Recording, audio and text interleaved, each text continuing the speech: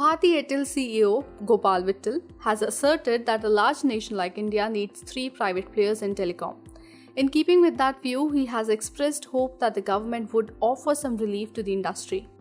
There may not be anything new in Vittal's statements, which have been repeated by industry leaders and experts for some time now.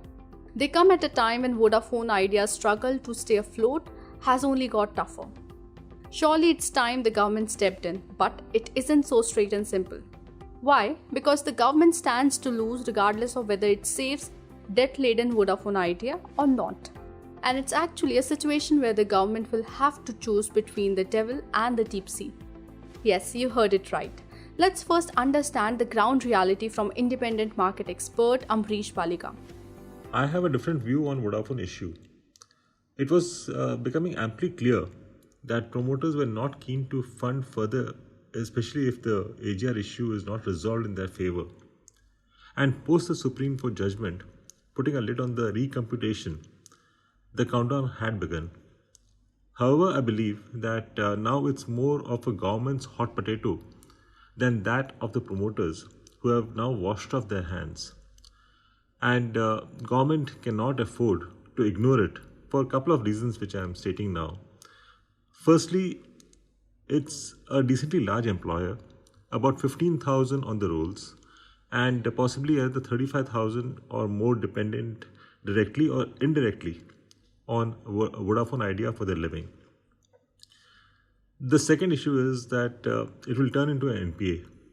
So either the government offers SOPs now and saves the company, or pays to recapitalize the banks later. Either ways, it's taxpayers' money. It could also affect Indian corporate ratings, as Vodafone has a decent amount of international borrowings. And the government will anyways have to write off the AGR dues, for which DOT has been fighting tooth and nail. Question is whether they can ever recover from Arcom or Airtel, and Vodafone would join possibly that group. And again, there is time value for that money. Third, but very important, is what onion prices had done to political fortunes is well documented. And now telecom is the new onion. If Vodafone goes under, we will be left with a duopoly and expect the tariffs to go up. And now more than 120 crore Indians cannot do without a bandwidth. Imagine if they had to pay much more.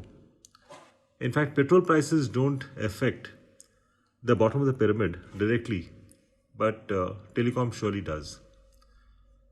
So possibly there can be a white knight, like what we saw for SpiceJet in 2015, when Maran sold it for just ₹2. I believe government will be forced to take some steps to save Vodafone, as it falls within those rare cases of too big to fail. It seems the government will have to act and act soon. So what if the government decides to bail Vodafone Idea out?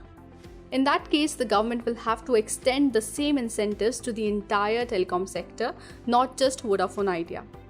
Let's take a look at the three key incentives the telecom sector is demanding. First, Vodafone Idea has asked for another year's moratorium. If it is granted, the government will have foregone the installment payout for a third year in a row, as it has already provided a moratorium for 2 years, giving telcos a relief of 42,000 crore rupees.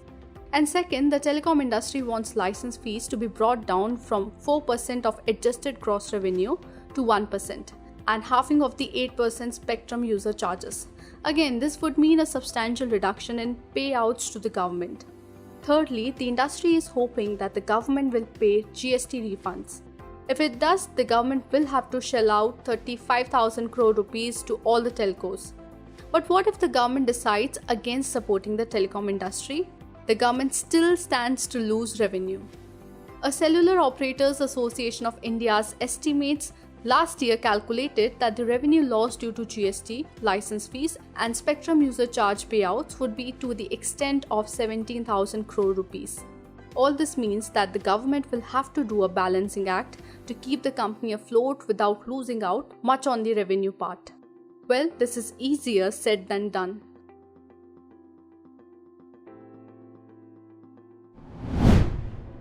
If you like this video, share it and subscribe to Business Standard. For more news, views and insights, log on to www.business-standard.com. Do also follow us on YouTube, Twitter, Facebook, Instagram, Telegram and LinkedIn.